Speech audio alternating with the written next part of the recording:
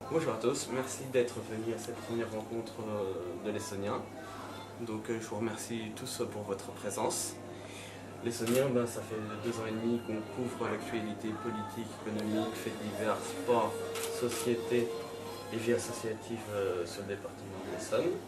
Cette aventure a commencé il y a près de 5 ans, en 2010, après qu'un charmant journal a commencé.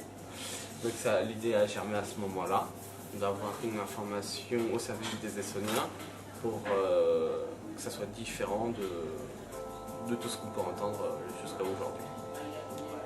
Et donc à partir de ce moment-là, j'ai commencé à faire des études pour vérifier la véracité de ce projet pendant près de 2 ans, qualitativement et économiquement.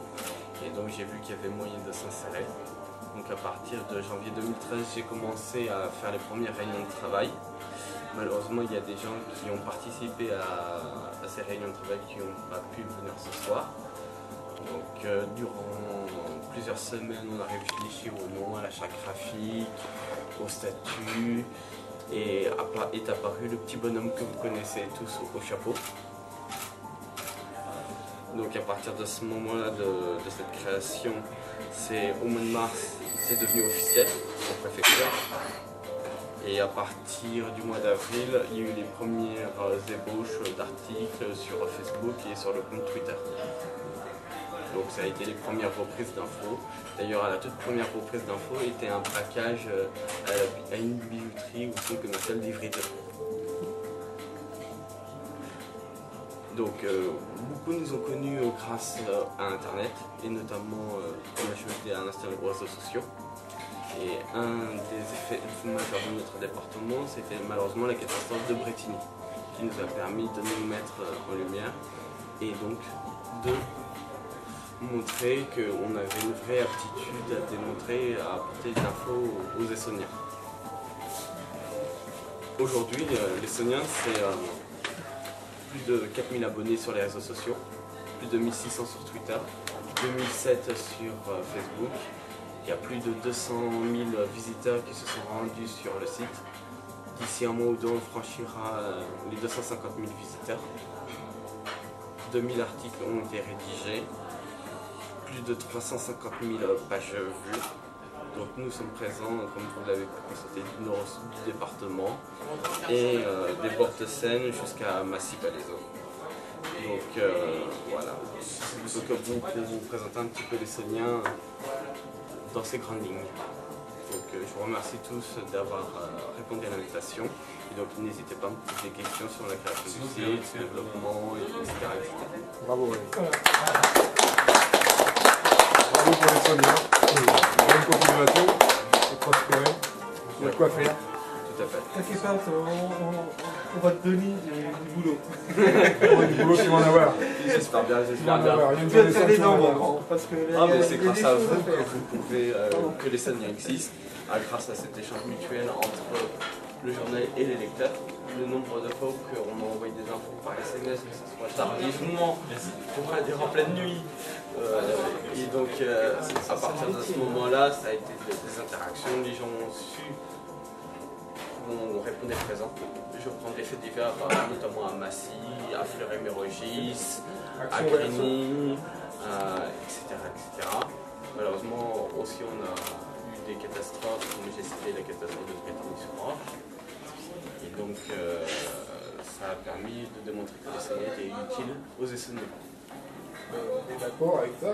Oui, l'Essonien est utile aux Essoniens. On est d'accord. Très bon slogan. Très bon slogan. Très bien. Donc là, je suis après à répondre à la question. Alors, Rémi, une question. Pour le développement de ton activité, il te faut de la prime en fait. Toute information Parce que pertinente. toi, ta visibilité, ça va être d'être relayé par des médias plus importants. Bah oui. C'est ça l'idée. Pas forcément. C'est-à-dire que l'Essonien fait trace au sillon. Ça peut être en partenariat avec des médias plus importants ou indépendamment. Il n'y a pas de. Comment dire, on n'est pas forcément le voisin de notre média. On n'est pas, pour monter une information, on est là pour apporter une information aux gens. Oui. Donc que ça soit, imaginez, demain TF1 nous contacte pour demander une info, on ne va pas refuser. Oui, bien sûr. Mais s'ils ne demandent pas, ben, on ne va pas spécialement vers eux. Quoi. Oui, voilà. Dans l'idée, est-ce que TF1 relaye ça? Je ne sais pas comment ça se passe dans le... Bah, c'est très simple, on est ouvert, moi je suis ouvert à toute discussion, à tout partenariat. Après, comment dire, ça reste propre à chaque journal, à chaque média qui souhaite soit travailler avec nous, Oui. que ça soit de manière ponctuelle ou de manière continue. Alors, factuellement parlant, tu te finances comment? Aujourd'hui, c'est une méthode de financement. Comment te positionnes-tu par rapport à la concurrence immédiate et son info? Bah, je pense qu'au travers de mes articles, on a vu qu'on est assez différents dans le traitement de l'information. Donc, entre ce concurrent et comment dire, d'autres et nous-mêmes, de toute façon, on voit clairement qu'il y a une ligne très différente. Tu es tout seul? Tu es en... Non, on est alors, les Sauniers est une équipe. Ouais. J'avoue que je fais beaucoup de choses au sein des Sauniens. Oui, non, Donc c'est vrai que beaucoup de gens me voient essentiellement beaucoup sur le terrain, sur les réseaux sociaux, sur 2 jours, 2 nuits, j'arrête pas. Mais on est une équipe de 4-5 personnes. D'accord, oui. Donc il y a 2 rédacteurs. Oui, on te donne... Voilà. Il y a 2 rédacteurs principaux. Aujourd'hui il y a Olivier qui est derrière la caméra qui nous a rejoints. Et puis après je fais appel aussi ponctuellement à des pigistes ou à des amis qui souhaitent faire un article sur tel ou tel sujet. Et puis de toute façon les Sauniers est amené à se développer puisque j'ai reçu déjà des candidatures de CV et autres. J'ai fait passer des entretiens.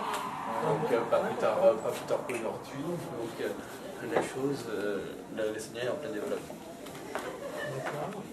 Quel est le financement? J'ai cru comprendre que le financement de ton concurrent et son info, c'était aussi le département ou... Je ne sais pas, je ne connais pas leur financement. Je ne connais pas. Parce que ce qui permet de préciser l'autonomie du média. Moi j'ignore leur mode de financement, je connais le mien qui est l'autofinancement. Oui, d'accord, qui est autonome complètement. Je suis complètement indépendant. C'est ça. Après, eux, je ne sais pas.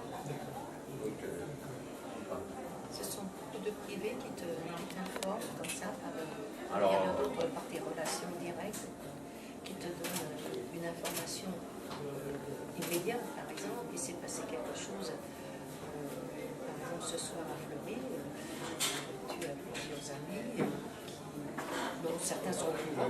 Est-ce qu'ils t'informent? Est-ce qu'ils pensent à t'informer ou est-ce que tu vas leur...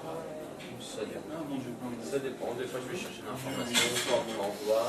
Il y a des institutionnels qui envoient des mails.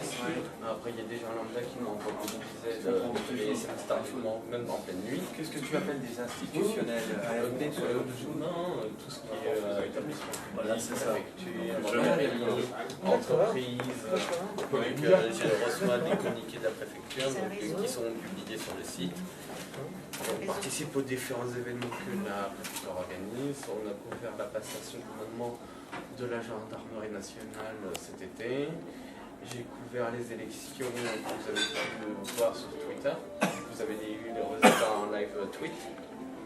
Donc au fur et à mesure que ça tombait en préfecture, on reportait directement sur le compte Twitter tous les résultats des communes. Ah oui.